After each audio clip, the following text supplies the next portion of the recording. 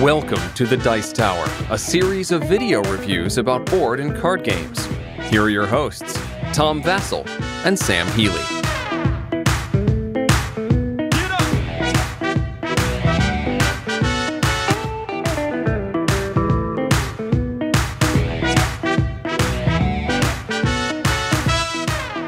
Today we're taking a look at Divided Republic. Divided Republic is a game that was a Kickstarted, which basically covers the presidential race in 1860. This was, or I'm sorry, 1860, which was right before the Civil War started.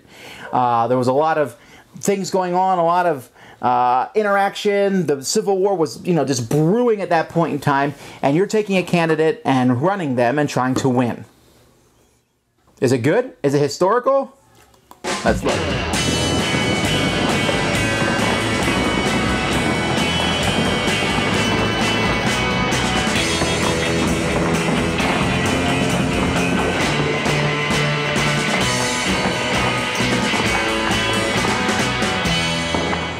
This is the board for Divided Republic. In Divided Republic, each player is one of 4 different parties. There's a party thing here, and it looks really confusing, but it's really not. Basically, it's telling you a lot of different things that you need to know in the course of the game, and the things that have to do with just you and your person are right down here. But you have Abraham Lincoln, who's leading the Republicans. You have John Cable, with the Southern Democrats. You have John Bell with the Constitutional Unionists. And then we have Stephen Douglas with the Northern Democrats. So there's 4 political parties. And the goal of this game is to have a majority of the Electoral College, which is quite feasible when there's only 2 candidates, much more difficult when there's 4. Now, if there's a tie, then it goes to the House of Representatives, and then whoever has the most states is the winner. But there's also a possibility that all players can lose, and so you have to be very cautious that doesn't happen. There's a few ways. Now, over the course of this game, players are going to be taking turns here. There's 6 turns, and each turn has 5 actions. So essentially, you will have 30 different actions that you will take on your turn. At the beginning of your turn, you'll be drawing cards from this deck here, and these cards will be used for each of your actions. You'll be using one of your cards and then going on to the next player.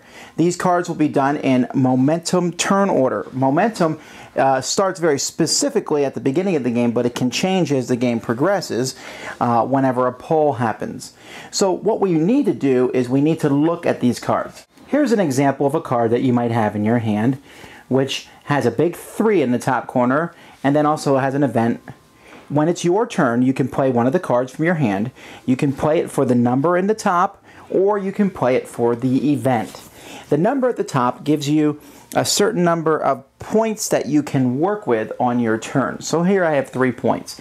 I can use those to work on the board. Now, you notice different cubes all over the board. Those cubes stand for PCF, political control factors. The big ones are simply 5 of the smaller ones. Now I can put out cubes on my turn, so that 3 gives me 3 points worth of cubes that I can put out. Now I can put those cubes out pretty much anywhere I want, but there are some restrictions. If I don't control a state, in this state it's very obvious that blue controls it, it would cost me 2 points to put a cube in there.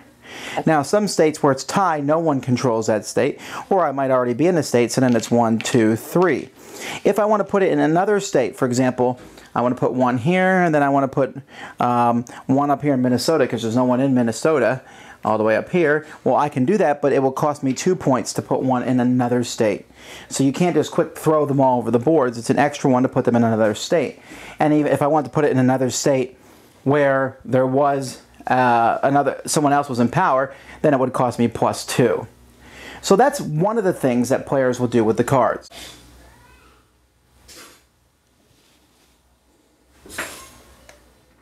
I'm still recording. I'm still recording.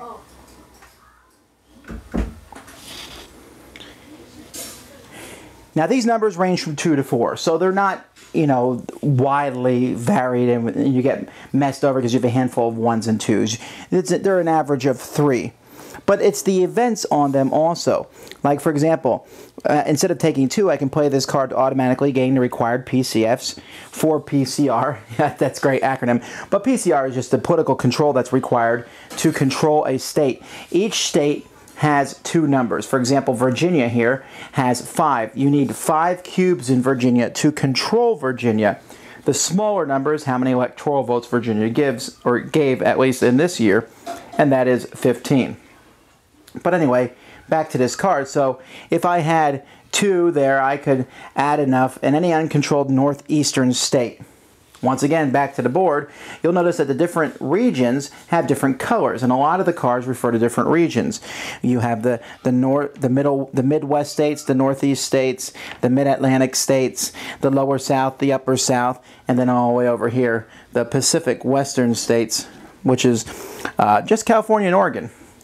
So anyhow, so you can take that event, and so that's one of the events that can be played, and you have to decide whether the event's better or using just a number. And there are many different events. Now, some of the events, like this one here, have an asterisk on them, and when that happens, when that's played as the event, not as for the number, then it's removed from the game.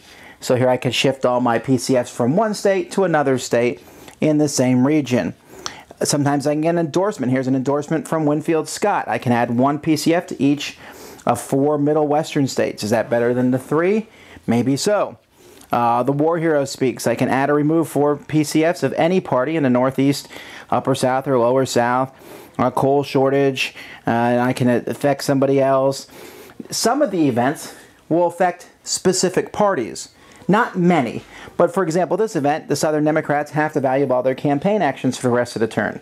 So you can play that if hopefully if you're not the Southern Democrats. The Constitutional Unionists get to do something. The Northern Democrats have their value. Jefferson Davis will give an endorsement, but he will only endorse the Northern Democrats or the Southern Democrats. So that's an interesting and adds some historical flavor to the game. Here, Nevada could become a state and join California and Oregon as the Pacific Western states. And so this is a chance for Nevada to join a statehood.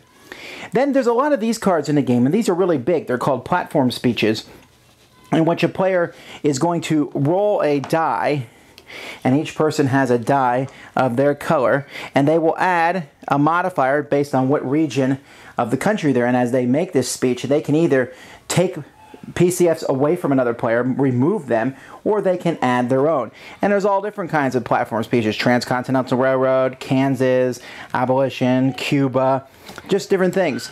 And then the last thing is there's a polling card in the deck for each of the different regions.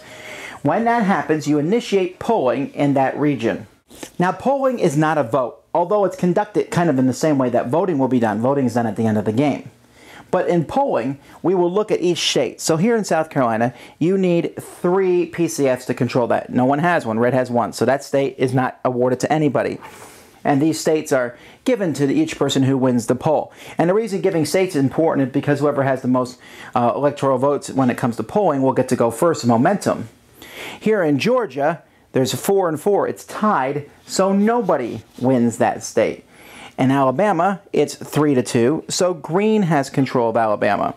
Here, green has 2, and gray has 1 in Mississippi, but there's no control, because you need at least 3. In Arkansas, and by the way, I'm just realizing now that I'm making error here because the Republicans are not allowed to be in these states at all. So my apologies. Out, Reds. Get out of the South. Okay, anyhow, in Arkansas, we see that there's 5 grays and 4 greens. So gray wins, but not only that, because they have twice the number of votes that they need, they will get to put this locked in, and all the cubes are removed. For the rest of the game, that's automatically Gray's state. There's also other couple factors in regards to stronghold. You see the blue and the red eagle there. Those are the strongholds of those respective parties. If you have a stronghold in a certain area, then you will win ties there. Each political party also has a special ability, and each party can also, they can make 1 personal appearance. What a difference than today's era is. But they can make 1 personal appearance during the campaign, basically forcing a reroll of die, canceling an event card someone else plays, doubling a card they play for the number value. And like I said, each party also has an advantage. For example, here, the Southern Democrats, when they're putting them in states, they don't have to pay the +1 to put them in multiple states. So this will continue. You'll have a number of cards, and going first in the momentum is important because you get to go first, but you also get to draw an extra card. And at each turn, you'll draw a new hand of card and play those cards out.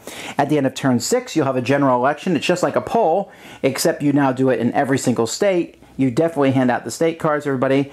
There's a possibility that everyone will lose, and that's if the Republicans win South Carolina, or if Nevada and Kansas both become states and they're free states. There's always a chance that the Civil War begins early, which is a bad thing.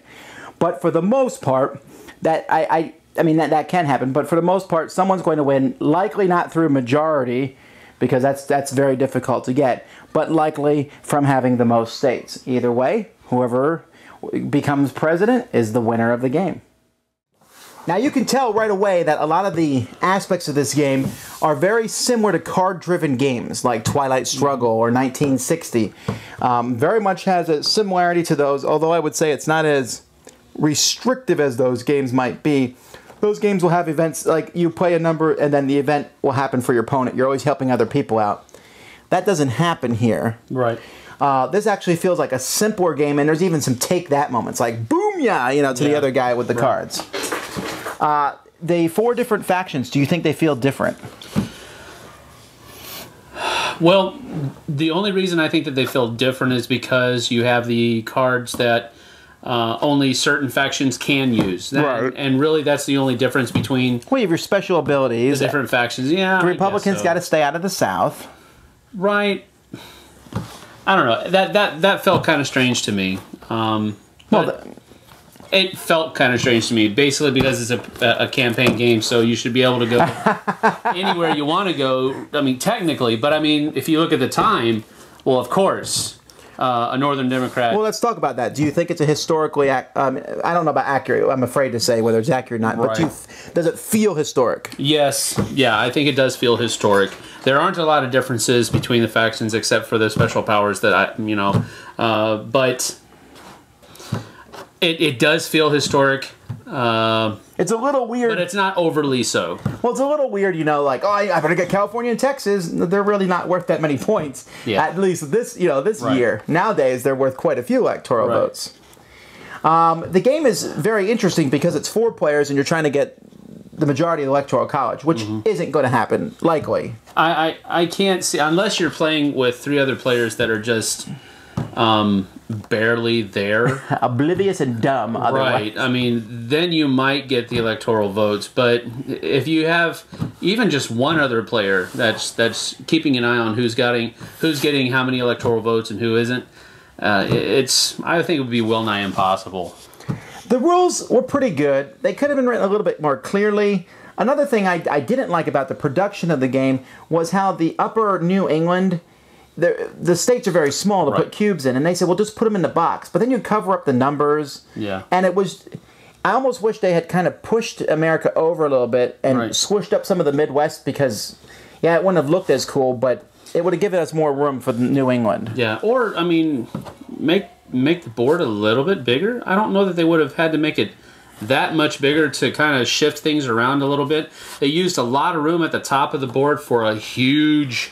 Divided Republic name, and that's just kind of useless space on the board. But the proportion in America, or the United States rather, it didn't really make sense because you have a bunch of stuff, and it's not dead space in the middle. The Midwest regions, they did put some rules there and stuff like that. So it's not that it's unused. I just think it's, like he said, it's unnecessary. Did you like the fact that everybody can lose? Like Virginia can secede and everybody lose, that's a possibility? I guess so. It fits the theme because everybody lost when we went to war with each other. That was a no-win situation. It was bad all around. So yeah, I guess it fits the theme. As far as a game is concerned, it's kind of like they stole that from the cooperative games, to where everybody could lose, or... Yeah. So, I mean... But, I mean, it works in the theming. Right. It works in the theming, so I'm not... I'm okay with it, because it does fit the theme. A couple things that people might complain about in this game is a luck factor. Because every time a pulling card happens, you reshuffle everything back in the deck. And there is a strong possibility that you will never see a pulling card over the course of a game, or at least one that you care about. It's also possible that every time you roll a die, you roll low and the other person rolls high. And since rolling that die can be really critical at times, that luck is there. Right. Do you have a problem with that, or is it not a big deal? Well, it was, I don't know. I felt like I was losing the entire game. Until about 75% into the game, I kind of understood that nobody was going to get the Electoral College votes. And I was in the running for most states. Matter of fact, I was in the lead. So all I had to do was make sure that I had the lead, and I kept the lead, and then I won the game. And that's how I actually won the game. And so it kind of, at the end of the game, they asked me, well, what did you think? I was like, well, that's the least fun I've ever had at actually winning a game. Because I felt like I was behind most of the game. Because I wasn't getting the right polling cards. I wasn't getting anything that really helped me. I was hurting everybody else, but I wasn't really helping myself. And so it was kind of a lackluster win as far as I'm concerned. All right. Well, here's what I like about the game. I love the historical theming of it. I like the fact that there's lots of different options that you can do on your turn. That being said, I felt a lot of it's kind of a seesaw back and forth most of the game, which is usually a good thing, but with 4 players, sometimes a bit kind of annoying because I'm battling Sam maybe for a state, and then a third guy swoops and takes everything up with some cool card or die roll, and there was nothing we could really do about it. So there's minor niggling problems I have with the game, but overall, I give it high scores for theme, high scores for just, it's fun. So I'm going to give this one a pretty strong cane up that a candidate might wave around in the air. Not 2, but 1, I think. It's a good game, and it's a good, strong first effort from this group. I'd like to see what they... Oh, I guess it's Numbskull Games. It's not their first effort, but it's certainly their best one to date, and I'd like to see what more they do in the future. Well, I'm going to go ahead and give this also 1 strong Rebel Yell up. Because I did enjoy the game, but I think my disenjoyment, is that a word? It is now. My disenjoyment came from I was trying to attain something that wasn't going to happen. And then once I realized that I wouldn't be able to do it and nobody else was going to be able to do it, then I was able to focus on the actual logistics of winning the game a little bit better. So with more plays, I think this will grow into a stronger like, but right now it's kind of a 1 thumb up only. All right. Well, that's still 2 thumbs total, which is really, it's still a good game, and everyone did enjoy it. Go be president in Divided Republic.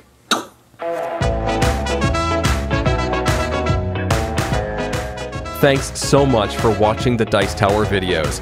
Find more great videos and reviews, as well as our top-rated audio podcast at Dicetower.com.